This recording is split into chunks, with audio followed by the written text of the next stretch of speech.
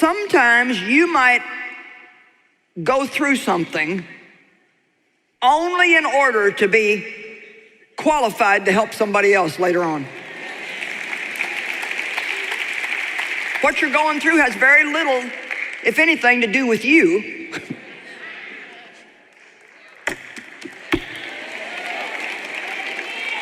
You're in school. You're getting experience. How much experience do you have? Do you run away from everything that's hard in your life?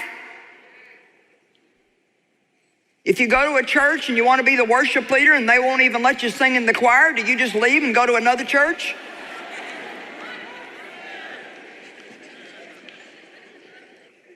Genesis 50:20. With all the stuff that Joseph went through, and now God had promoted him, man, he went from the pit to the palace. His brothers now had come and bowed down to him like he saw in his dream that they would, because now he was in charge of all the food in Egypt, and there was a famine. Watch this. They needed food. They were afraid that Joseph now would take revenge on them. And he said, I'm not in the place of God. Now, Genesis 50:20, as for you, you thought evil against me, but God meant it for good. Now listen, to bring about that many people should be kept alive as they are this day. See, we usually just get the first part of that. You meant it for harm, God meant it for good. But now he's saying, and I went through that. God used your wickedness. It became a sanctified experience, and I went through that just so I would have enough experience, gain enough wisdom, be qualified enough now to be in this position at this time in the world so I can distribute the food to the starving people. Come on, is anybody seeing this? Is it maybe making some of the things that you're going through a little more understandable? Maybe just a little bit more. And I'm not saying it's right. I'm not saying it's fair. I'm not saying the people mistreating you are right. All I know is sometimes God will use somebody else's wickedness to work something good in me.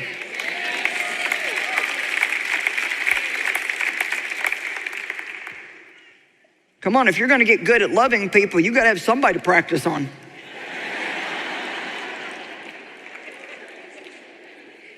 What's the truth? Oh, God, help me love everybody. But just don't put anybody around me that's not sweet and nice. Age and experience teach us what's truly important in life. Okay, listen, when I was 36, man, I was new in ministry.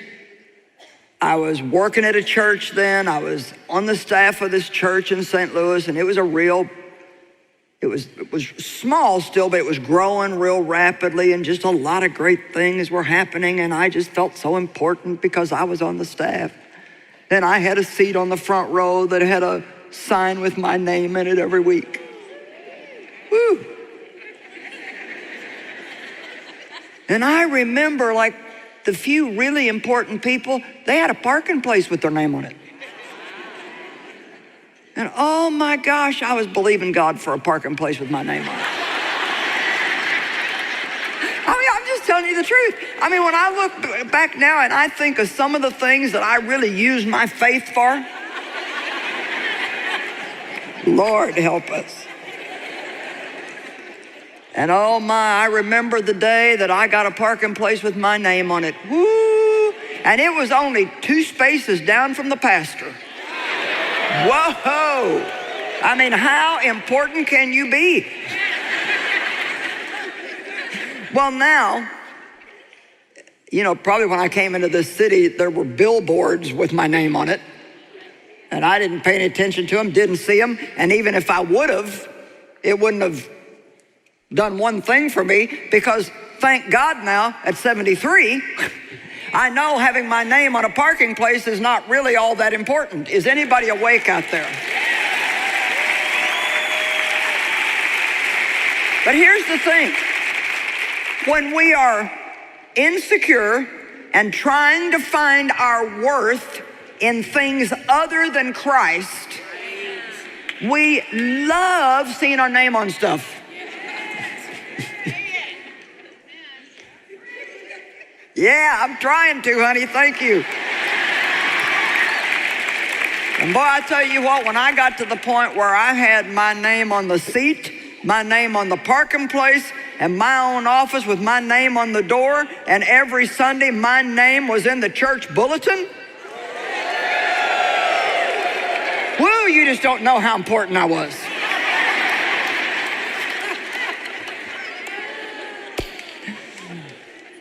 And I had this ladies' meeting that I did on Thursday morning, and I can so clearly remember proudly teaching my 4-part series on humility. Some of these sanctified experiences you're going through, I'm telling you the truth, later you'll look back. We do not learn things just because we read them or just because we hear one sermon. I could preach you the same sermon 200 times, and although it might renew your mind, it's not going to get worked into your soul until you have to put it to the test in your everyday life.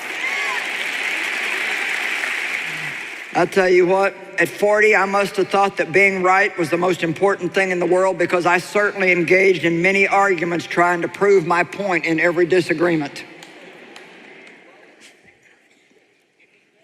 However, I finally learned, and do you know, you cannot find one place in the Bible where Jesus ever tried to prove that he was right about anything. He said, whatever you think. It's up to God. He knows me.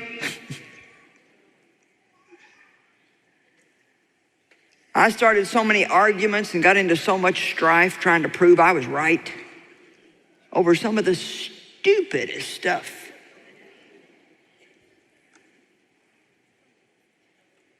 At 45, I thought I knew everything, including what was wrong with everybody else in the world.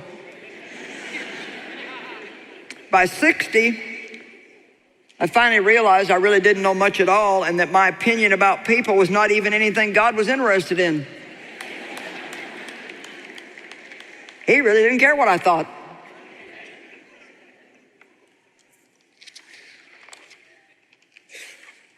If you're 20, 25, 30, you may think that you know so much, but you give it another 10 or 15 years and you'll find out you don't know hardly anything.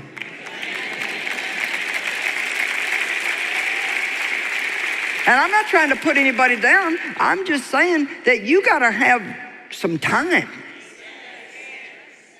You gotta live a while. And you know what? I think every day we should learn something. You know, one of the things that I've learned in my years, and you know, you may hear messages on this a lot, but I hope just in the next few minutes that what I'm gonna say is really gonna grip your heart.